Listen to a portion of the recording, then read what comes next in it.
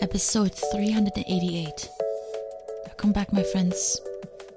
Maybe I haven't said it directly and outright like this before, but today I'm saying it. You are here on this planet to do something great. We all are. We are not just here to live a mediocre life filled with worries. Worries about money, about our careers and relationships, fear over how to make it or how to get the most out of this life. We are here for more than just the grind and the hustle. We are also not here to just sit back and consume. There's plenty available to keep our brains turned off 24/7. But sitting back, being a couch potato, is not the point of being alive. Our life is too precious to waste it away. We are here to create, to make something, to come out of our shell and shine our light, to add value to the lives of others with our contribution. We all have something to offer, however insignificant it may appear. And maybe you don't see yet what this is, but I feel confident that when you start to think about it, you will get answers. I have only a few listeners to my podcast, but I hope I make a difference in your lives. You also have something that makes someone's life better and easier. Maybe it's just one person, maybe 10 or more. But if you don't spend the time to think about it, if you enjoy your comfort too much, or hustling 24/7 to make as much money as possible, then you may be missing your gift to this world. We are all so consumed with our daily grind that everything that's not part of the path laid out is not getting a chance. We don't notice it.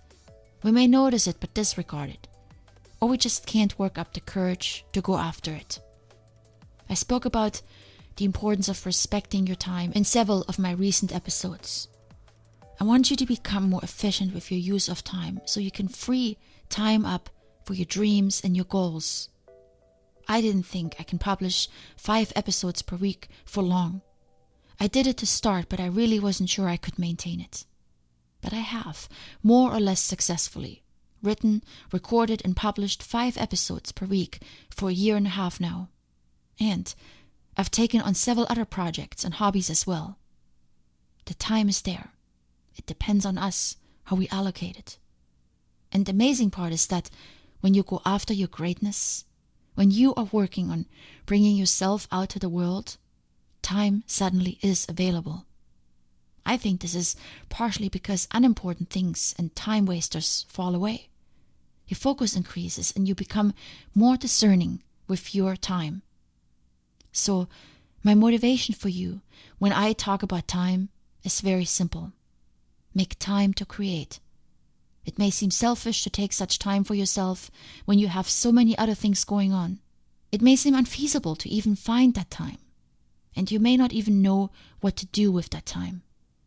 But to that, I will give you a quote from the wise Rumi that might be worth contemplating. Let yourself be silently drawn by the strange pull of what you really love. It will not lead you astray. When you take the time to go after what calls on you from the inside, you will become a master of your time.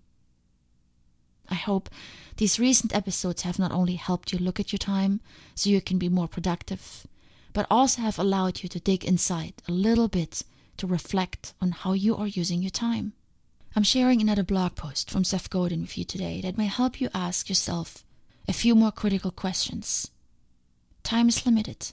I think most of us know this. I always worked hard and efficiently so I could have free time. But today, I use that free time to create, to follow what my heart tells me feels right, and to make a difference in the lives of others. Let yourself be inspired to do the same by Seth's words. The Spider-Man paradox. On one hand, Uncle Ben's rule makes great sense. With great power comes great responsibility. The essence of the rule is that once you have great power, you need to take the responsibility that goes with it. And yet, it's backfiring. It's backfiring because so many walk away from their great power. They walk away because they don't want the responsibility. We have the power to vote, but decide to stay home and whine. The power to publish, but click instead. The power to lead, but follow meekly.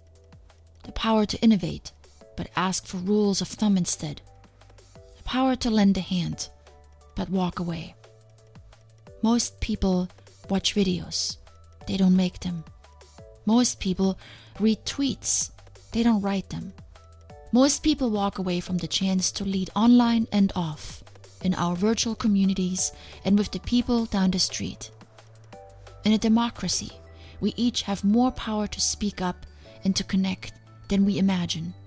But most people don't publish their best work or seek to organize people who care.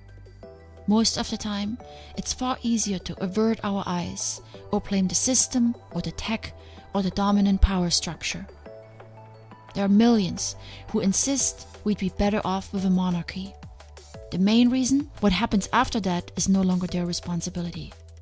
Go work for the man. It saves you from having to be responsible. When the local business disappears, it's because we didn't shop there. When the local arts program fades away, it's because we watched Netflix instead.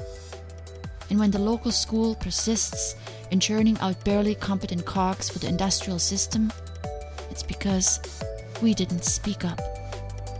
Culture is what we built, and that is powerful. Much love, my friends. Talk to you soon.